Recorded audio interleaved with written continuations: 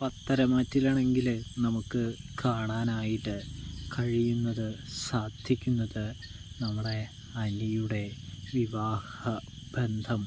അതായത് അനാമിക നമ്മുടെ അനി വിവാഹബന്ധം വേർപിരിയലിൻ്റെ വക്കിലാണല്ലോ. ഒടുവിൽ അനിക്ക് നവീൻ അത് വാങ്ങി നൽകുന്നുണ്ട് എന്ന് കാണാനായിട്ട് സാധിക്കുന്നുണ്ട് പ്രേക്ഷകരെ, പ്രിയ കൂട്ടുകാരെ. ഇതേസമയം അനിയും തൻ്റേതായ കാര്യങ്ങളെല്ലാം നിയമത്തോട്, ജഡ്ജിയോട് വെളിപ്പെടുത്തുന്നുണ്ട്. ഒടുവിൽ ജഡ്ജിക്ക് അനിയുടെ നിരപരാധിത്വം പൂർണ്ണമായും മനസ്സിലാകുന്നുണ്ട് എന്ന് കാണാനായിട്ട് സാധിക്കും.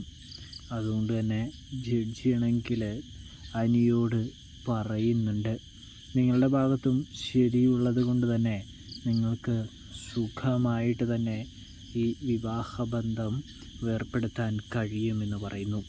പെണ്ണിനും ആണിനും ഒരേ നീതിയാണെന്ന് ജഡ്ജി പറഞ്ഞു വയ്ക്കുന്നു.